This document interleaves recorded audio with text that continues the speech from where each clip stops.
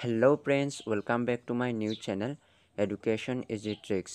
Friends, মই ইয়াত class 6 পৰা ক্লাছ 8 লৈ সমাজ বিজ্ঞান কিতাপখনৰ ভিতৰত থকা কিছুমান ইম্পৰ্টেণ্ট কুৱেশ্যন আলোচনা কৰোঁ য'ত আপোনালোকৰ গ্ৰেড 3 আৰু গ্ৰেড 4ৰ বাবে সুবিধা হ'ব।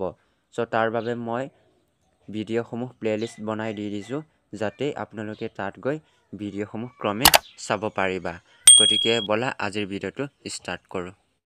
আজিৰ প্ৰথম প্ৰশ্নটো হৈছে কোন ৰেখাই ভাৰতক সমানে দুভাগত ভাগ কৰিছে? ইয়াৰ উত্তৰ হ'ব কৰ্কট ক্ৰান্তি ৰেখাই। ভাৰতক আগুৰি থকা ৰাষ্ট্ৰকেইখনৰ নাম কি? আফগানিস্তান, পাকিস্তান, চীন, নেপাল, ভূটান, বাংলাদেশ আৰু ম্যানমাৰ। পৰৱৰ্তী কুৱেশ্যন আমি চাম। ভাৰতক শ্ৰীলংকাৰ পৰা কিহে পৃথক কৰিছে? মান্নাৰ উপসাগৰ আৰু পক প্ৰণালী।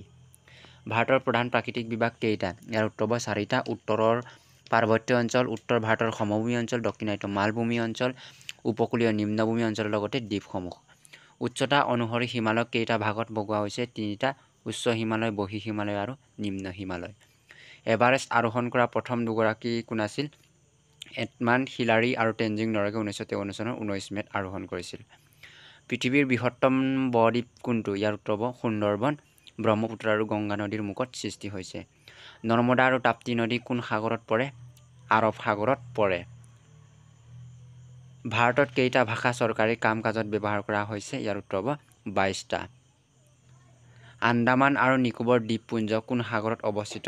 বংগোপসাগৰত অৱস্থিত। আজিৰ শেষ প্ৰশ্নটো হৈছে সিন্ধু উপত্যকাৰ সভ্যতাত কি ধাতু ব্যৱহাৰ কৰা নাছিল? লো ধাতু। ভিডিঅ'টো যদি ভাল পাইছা তেন্তে লাইক, কমেণ্ট আৰু শ্বেয়াৰ কৰিবলৈ নাপাহৰিব।